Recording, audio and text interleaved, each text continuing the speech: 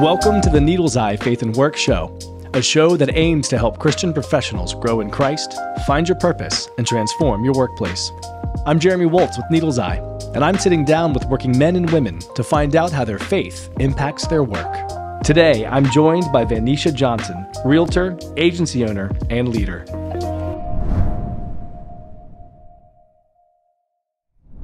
Van-Neisha?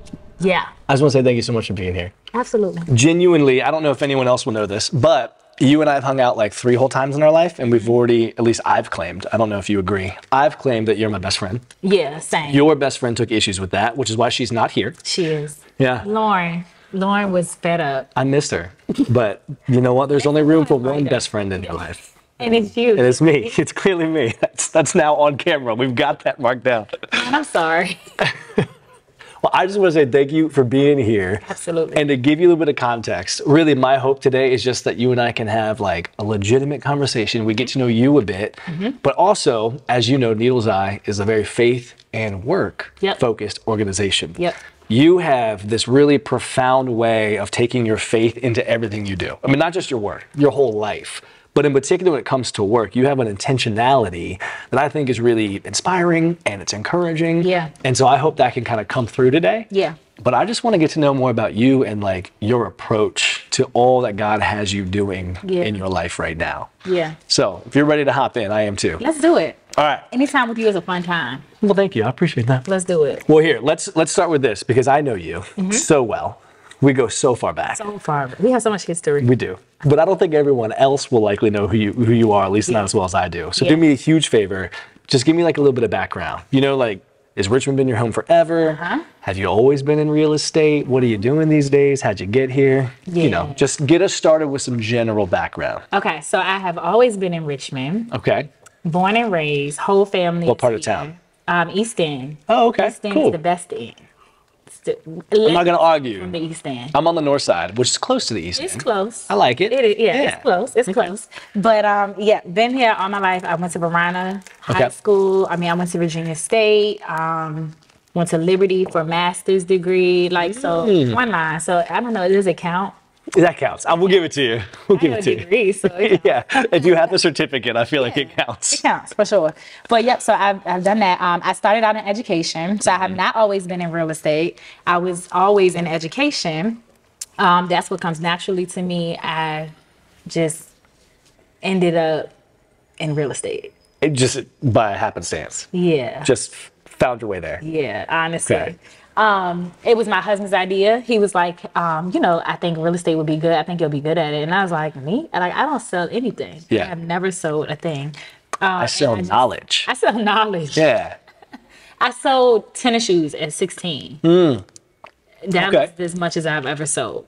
And so, yeah, I took him up on it and he sent me to school and I was like, well, since you're sending me, I'll go. Yeah. Wait, now when you say school, like to a real estate focused program? Is that like a couple years thing? Like what is that? No, it's like I'll say 2 or 3 months. Oh, wow. Okay. That's like an intensive. Yeah. Okay. It's exactly right. It's like an intensive. And we did that. And I was just like, well, let me just go all in. I'm the type of person where it's like, it's all in or nothing for me. Like I'm not a halfway type of person. So I just went all in and I ended up in real estate. And this was during the pandemic. Okay. So I got a taste of like freedom. And I was like, I can't go back. Were you still doing like education at the same time? Oh gosh. And I was like, man, I think I want to do this like full time. I saw my numbers. I saw what God allowed me to do in that short period of time. It was like 6 months. And I was just like, if I like do this all the way through, this could be something. This is a thing. And I did it. Okay. So just so I'm fully picturing the same thing. So you've been in education for like your entire adult career at this point.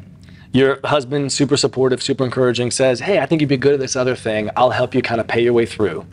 And then in the midst of a global pandemic, right, everyone's freaking out. No one really knows what's coming. You're teaching, but also simultaneously learning about real estate and starting a real estate business from scratch. Okay, And that's a lot.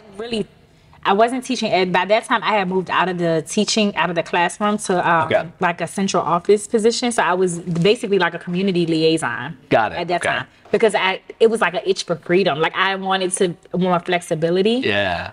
So that's how I ended up in that role. But yeah, still very much an education. And it was actually my husband and my mom. So both of them, they were just like, cornered me and was like, yeah, you should just, my husband dropped the seed first. Like, you would be good at this. We built a house during the pandemic. Oh, I think after he saw that, he was like, oh, you can do that. Yeah. Were you the one that was like, here's going to be the layout and the square footage? Yeah. Like, I was like, this will be like, you know, that was my thing. Yeah. But I never thought that I could like do it for real. And he was like, no, you can do it. And so him and my mom, they were like, yeah, you should go to school. Okay. And I went and yeah. So, but yes, during the pandemic, all of that happening. Yes. Okay. So, and I think, I might get the numbers slightly wrong, but I think I was reading that like in the first 6 months, you had like $1 million or $1.5 million in revenue, right? Yeah. I don't know the right terminology. Sales volume. Yep. Okay. So you had like $1.5 million volume in your first 6 months. First 6 months. Like not in just a 6-month time frame after 10 years of experience, in your first 6 months. Like didn't know what I was doing. Genuinely. Like I don't come from real estate. It's not, you know, I didn't have a leg up because somebody, I just was like, let me just sell stuff. Yeah. People. I liked houses. I like being in them. Mm-hmm. That's good. Yeah. I like being indoors. I like being in nice houses. Mm-hmm. But yeah, like God allowed me to do that much in that short of a time. Yeah. It like blew my mind. That's because amazing. I'm really not numbers oriented. So I actually found out by accident how much I did. Yeah. I was talking to one of my mentors and he was just like, yeah, I was looking at your stuff and you're $1 million agent. And I was like, what are you talking about? Yeah. He was like, look at your numbers. I never looked at my numbers. Yeah. Because that wasn't my heart. Like I wasn't in it to be like, oh, I'm going to do X amount and this amount. I literally was just like, it's a good hustle. Yep.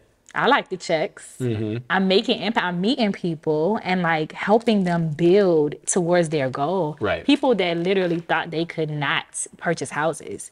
I'm literally helping them do that. That was what my driving factor. Mm-hmm. That was what drove me. And then one day I looked up 6 months in and was like, well, wait, what? Yeah. So that was real. It was a pleasant surprise. Yeah. Okay. You just mentioned you had a mentor. Yeah. How important is like, you know, coaching and mentorship and that kind of a relationship in real estate in particular? It's very important, specifically in real estate, because real estate, number one, is a very, it's very sharky. Okay. Industry. Right. It's like dog eat dog. There's little loyalty. So when you find the people that are loyal, you want to hold on to them because it's very sharky. Okay. But it's very important that you have people that help you navigate the waters, right? Like, and so not even just from other people, but like to make sure you're building well what you want to build. Yeah. And it's just a lot. And contracts freeze me up. Like when I first started, I was like, I don't even know if I'm going to be good at this because honestly, contracts scare me. Okay. It's a big part of your job. A big part of my job. I'm like, contracts scare me. This is like real. This is like permanent. People are spending a lot of money. Like this is a big purchase, biggest that they will make. Mm-hmm. How am I fit out for this? Like this is a lot. But I learned the contracts, know them, like, but I had people along the way that helped me do that. Yeah. And so now I try to be that person for other agents. Yeah. But yeah, it is imperative that you have somebody. You cannot just get into real estate and just be like, yeah, I'm gonna figure it out. I mean, you can. Yeah. I'm sure some people have tried. You can. Yeah. You go waste a lot of time and a lot of money. Might get in a little legal trouble. You know what I'm saying? Like, you can do that, but it is very wise to seek wise counsel. Sure. And just have the person. How'd you find this mentor? I mean, did you already know this person or did you kind of get paired up with them? Kind of paired up with them. Okay. So when I joined that specific real estate team as a team partner, he was the team mentor. Yeah, okay. So he kind of like fell in my lap. But he was amazing my first. That's awesome. You know, first few months, like first year really. Like I could call him for whatever. Like he was really dope. That's awesome. Yep. That's great. Okay, so here's something I always find really interesting about real estate. What's that? I don't know a single person who, like, as a kid was like, I want to grow up and sell houses, right? Like, there's nothing wrong with it. It's a great profession. I know. But nobody that I've met sets out to do it. It almost seems like everyone transitions to it. Yeah. So clearly we know you started education, you did that whole business. Yep. Your husband, your mom kind of saw this other side of you that you maybe weren't living into yet. Yeah. You made the transition. Yeah. How'd you know it was time? Like, how did you really know that it's like, okay, I know I'm supposed to leave education behind and move into this new thing? Yeah. So God has like dealt with me enough that I know when the grace for something is up. Like I always say, when it's time for you to transition or go to a new season, if you're doing something, the grace for it will like leave. And for me, it does it every time. Okay. So like I knew the feeling. I knew the feeling of it's time to transition when I was in the classroom and I needed to leave the classroom and move to like the community liaison role. Right. I knew that feeling. It felt hard. It felt like there wasn't a grace anymore. Yeah. I was agitated by little things. Like it was. They're called kids. They're called kids. Yeah, by and little adults. things. And Children. adults. Yeah, that's fair. That's Right? fair. Yeah. But Parents are tough, man. And I am a parent. I'm tough. I get it. But yeah, parents are tough. They are. But I was graced for a season to do it. I literally remember standing in the hallway of my first school thinking, I can do this forever. Like my master's is in educational leadership. So I was on that track. Like, and so I remember distinctly the day that I was standing in my classroom and I was just like, I can't do this no more. I want to do this no more. So I want to press on that a little bit because I think I've heard you say that before. The idea that like, the grace kind of leaves it, and so essentially, I think. Tell me if I'm wrong. It sounds like you're describing you hit a point where you're like, I don't enjoy this. I'm not fulfilled by this. I don't have a purpose in this anymore. Like all the good things that I once got out of this, like the fulfillment and the I'm living into my calling, like all that is gone. How do you know when it's like, I'm just having a bad day or I'm just having a bad week? And how do you know when it's, no, the grace has left this?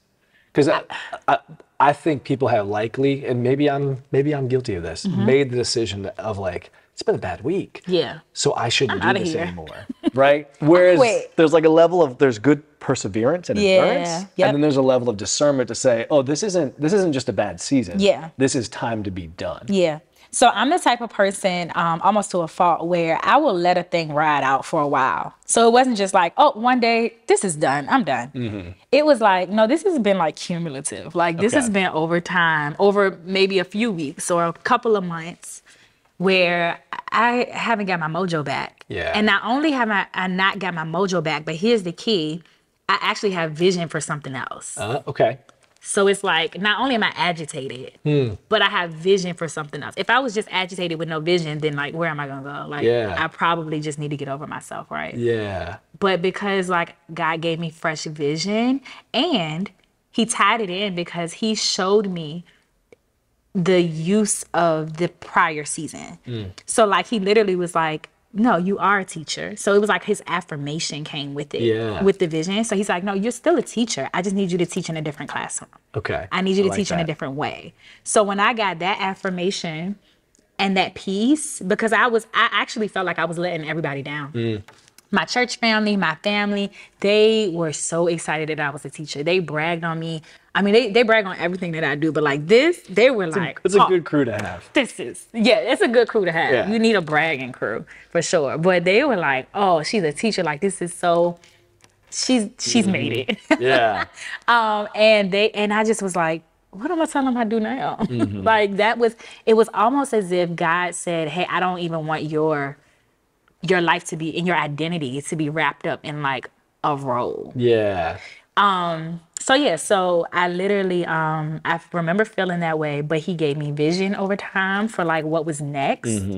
So I didn't feel like I was just like leaving because I didn't want to do it anymore. Yeah. And then he also showed me how that season would be used. Yeah. And it wasn't very clear, but he was just like, I just need you in another classroom. Yeah. Like, well, what kind of classroom? Like, what's next? So two things I love about what you just said. One is the idea that like, and I've heard it put this way in the past, the idea that like, God doesn't just call you to leave something, he calls you to something. For sure. And it sounds like you're saying like, God didn't just tell me to leave education. Yeah. He gave me a vision for what he wanted for me next. Yep. And those two things in tandem, like the grace left. Yep. and he showed me what else I could do. Yeah. Those two ingredients were the kind of the recipe for you to go, it's time. Right. And I don't even want people to hear that and think that that will always be what happens, because plot twist, teachers don't make like a whole bunch of money, right? Yeah. Well, where God called me to, I made less. Oh, wow. Okay.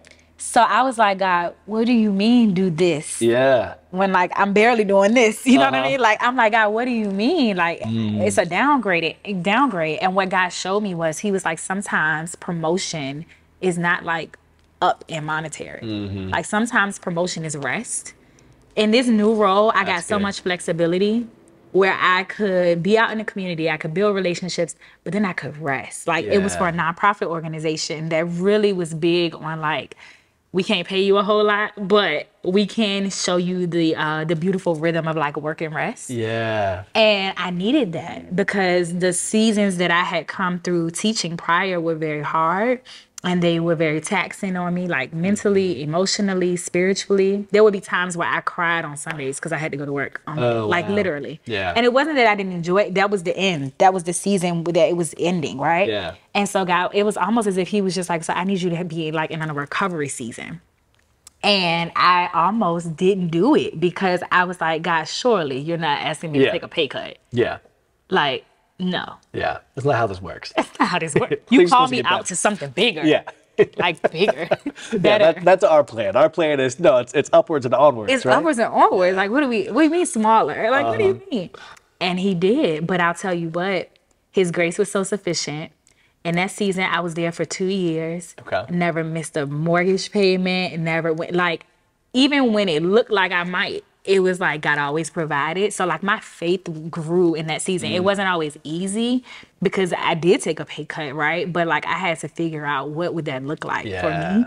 But his grace was so sufficient and I grew so much spiritually during that time.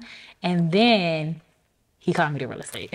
Yeah. Yeah. So it was stepping stones, right? You had to do a couple things. I got you. Had to do a few things. Yeah. But yeah. That's fascinating. And then, so the other thing you said, and I think this is key, you said, I'm still a teacher. Yeah. I'm just a different classroom. Just a different classroom. And I love that because, we can read scripture and we can read parts where it says, and God called the apostles, the pastors, the preachers, the teachers. And I think we can read that in one sense and think, well, God didn't call me into ministry, right? I can't be a preacher. I can't be a teacher. I can't be all those things.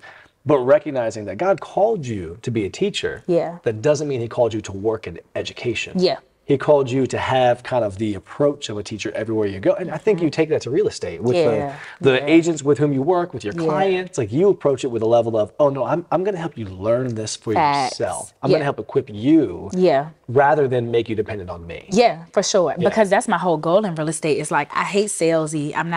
I hate to even say, I'm not a salesperson. Like even though real estate is considered sales, big sales, right?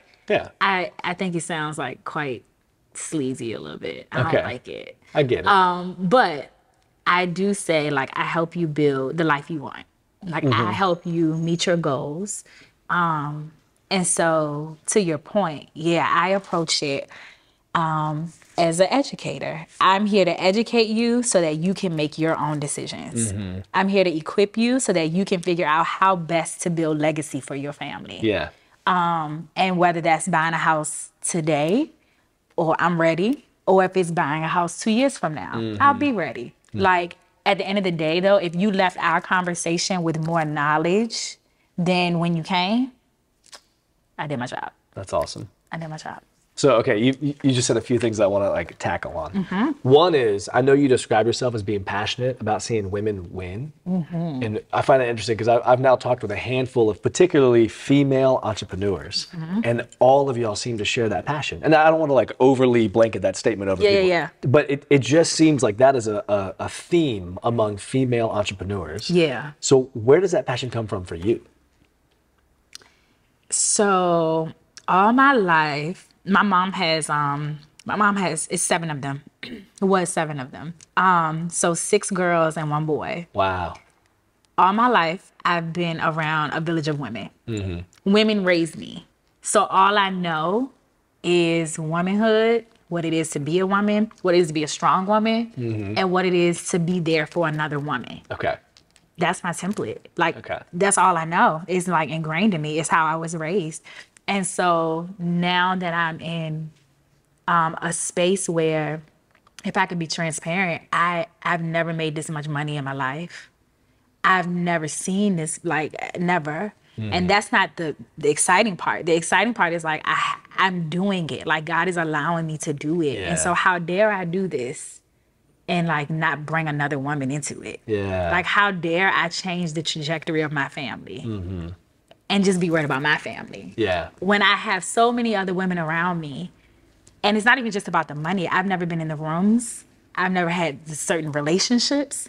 And it's not that they're better than the others, right? Because even pre-real estate, like, I have deep, rich, beautiful relationships that I will forever hold dear and carry. But God, in this chapter and in this season, has just allowed me to see more. I think that's what it's about. It's like he's allowed me to see and experience so much more than I ever thought I would. So, like, how dare I go through this and, like, be in a room with another woman and not show her how to do it? Or not expose her to the same. Like, I would be robbing. I don't feel like God is allowing me to see these things and experience all that I'm experiencing to just sit beside another woman and not tell her like that is possible. That makes sense.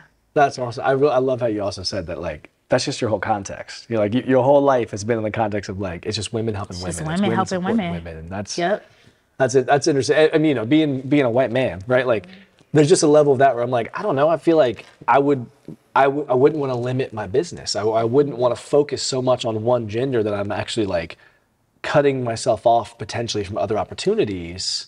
And yet it seems like there's a very intentional of, like, your clients will be anybody. But there's a focus in particular. There's a focus on women. And, and I will tell you why, because I believe that God's called me to be a legacy builder and, like, a generation changer for my family and for others.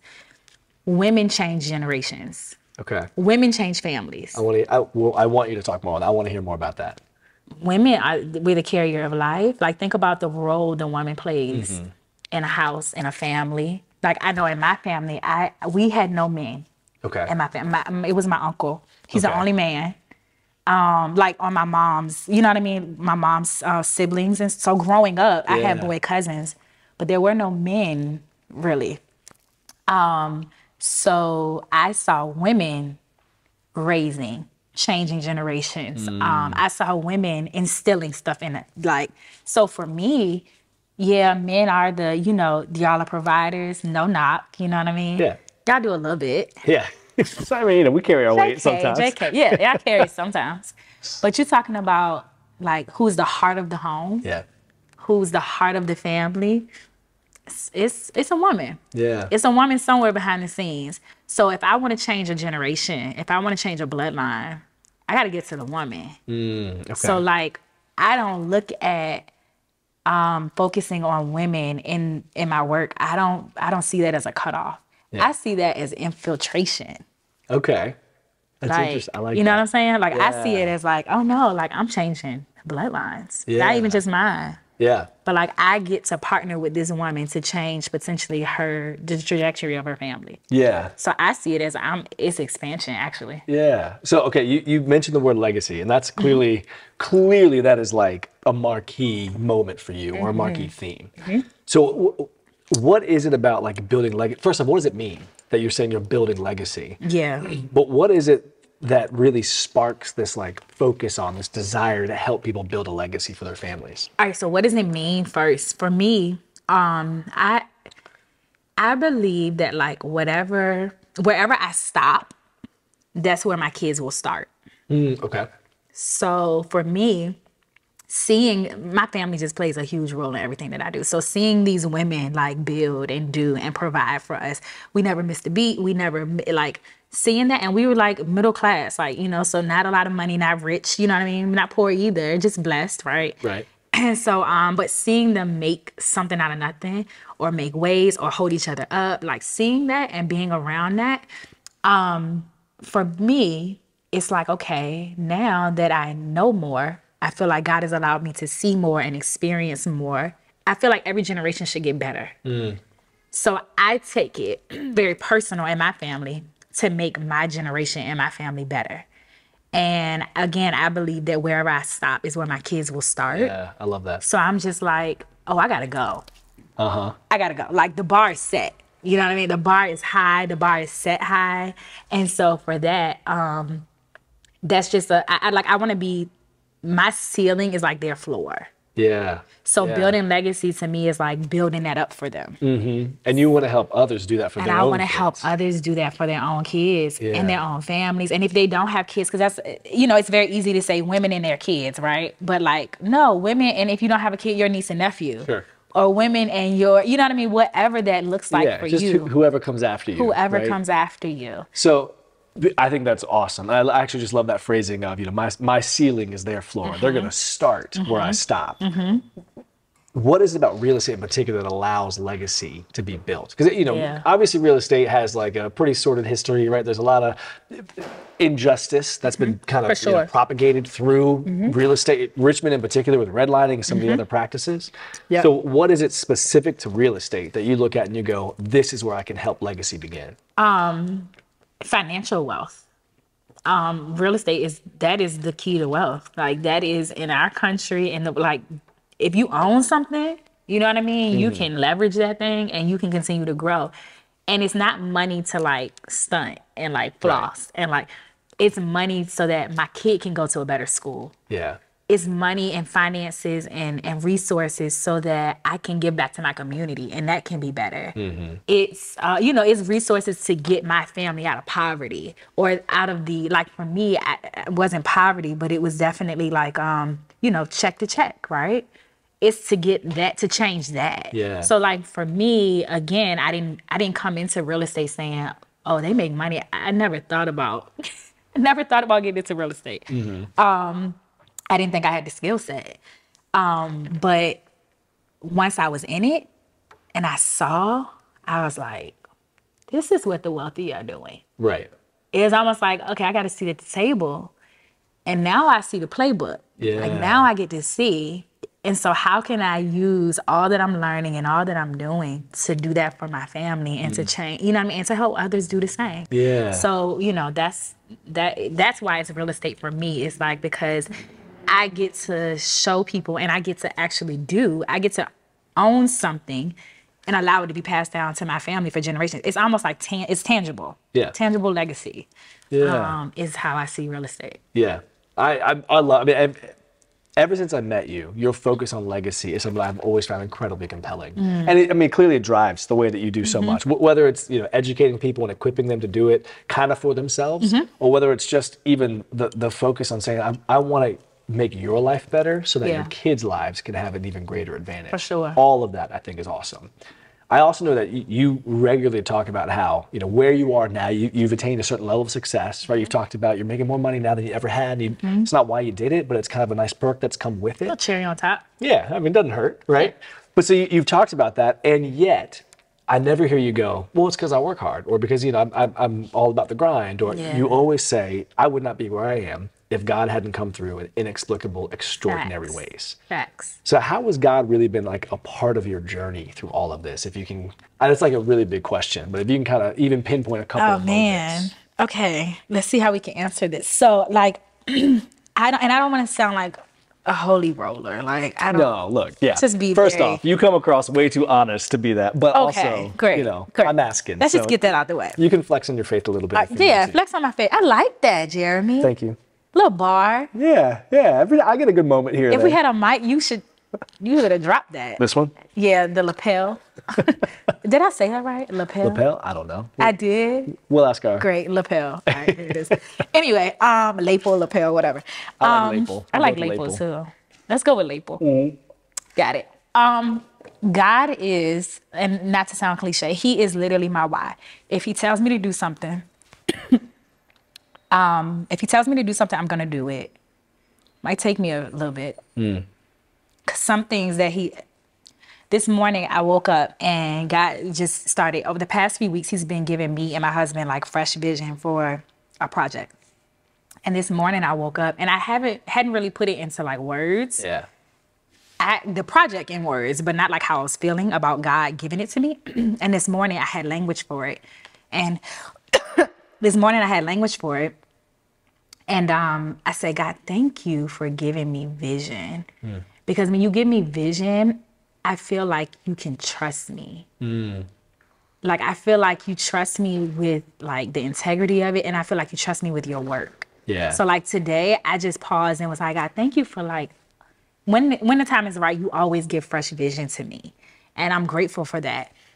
Because he drives everything that I do. So like before I take a job, build something, start something, I run it past him.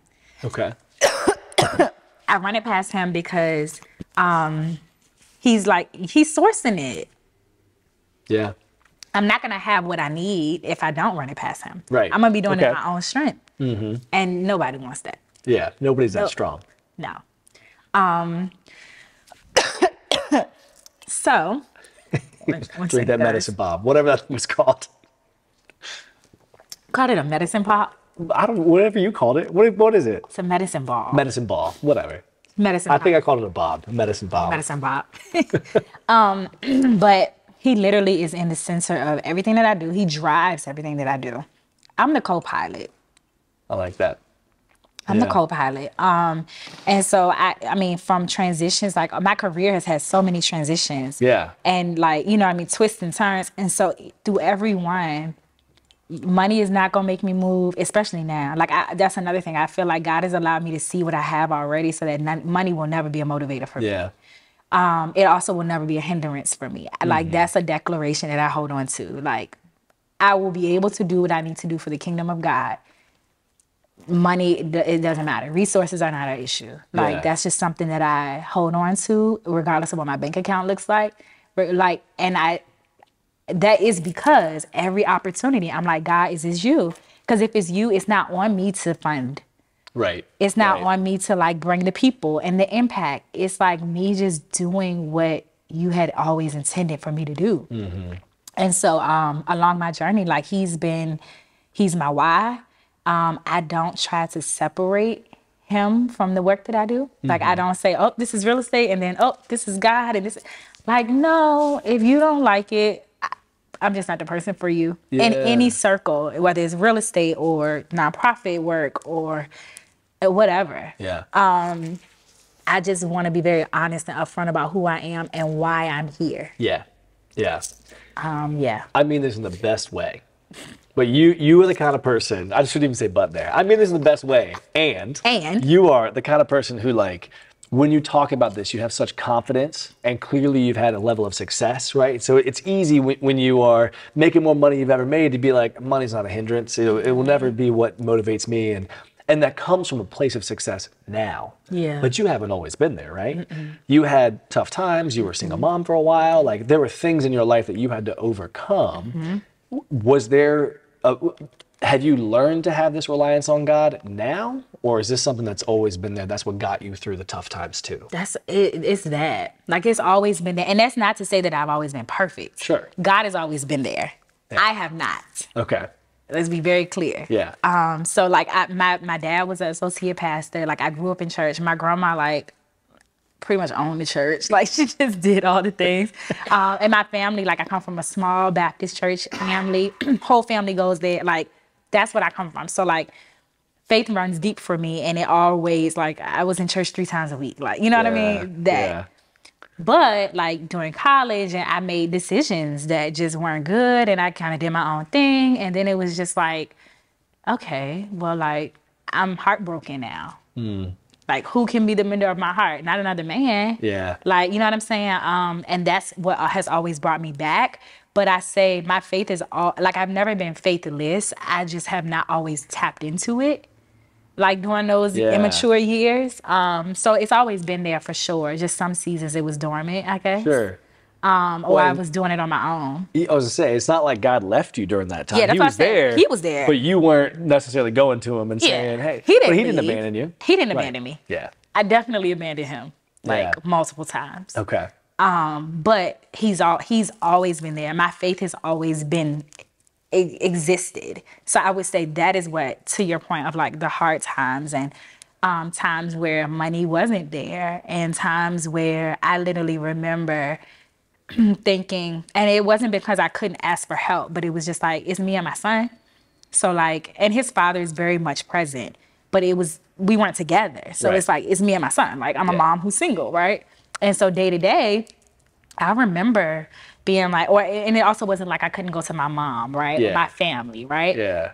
But I have a sense of ownership over this kid that I have, right? So I remember being like, okay, am I gonna buy him McDonald's or like go get his medicine? Oh, yeah. I remember being in the drive-through line. I mean, I can't imagine. Am I going to feed my kid or am I going to give him the medicine he needs to be healthy? Yeah, like, legit. That is... Legit. I remember being in the drive-through line at McDonald's with tears in my eyes because my baby wanted a Happy Meal, 4-piece nugget, and I was hoping my card ain't declined. Like, I was in the line by faith. Yeah. I was in the drive-through line by faith. Fast food by faith. Fast food by faith. Yeah. I was like, man, don't let this card decline. Yeah. Like, literally. One more example. I remember being in the grocery store. This was all like the same season. I remember being in a grocery store in Food Lion, and I needed to go outside to get $1. Oh, okay. Like, I came up $1 short in the line. I had to go outside and I didn't have the $1. I literally left out knowing I did not have, I was like, oh, wait, let me go to my car. As I was walking to my car, like, tears were streaming at my face because I knew I didn't have the $1. I came back in. I don't even know why I came back in because I didn't have it. I came back in and the lady in front of me had given the $1. Oh, yeah. And when I said, like, I balked and just cried, and it was just because so when we talk about, because I never want to paint a picture of like, oh, I'm here now. Right. And I did. And there were seasons where I didn't. And I'm in this space now in my life where if I saw a quote somebody sent me yesterday and it resonated so much, and it was something like this: if I lose it all today, like, I'm good because I have God. I'll rebuild. I've like that. I'll rebuild. He literally, whatever rebuilding looks like. But if he takes it all, as long as I have him, and not to be cliche, but like, if he takes it all, I trust that he will restore. Yeah. Something, somehow, whether it's my mind and my lifestyle or like whatever that is. Like, I'm not married to that. And I think God has proven that before. Like, he's been like, okay, prove it. Yeah. Right. Yeah. And so that, I mean, even now there are times where I'm like taking on projects and taking on stuff, and it's literally by faith. Cause I'm just like, yeah, it's not in the account, but if you sent me, you sourcing it. Yeah.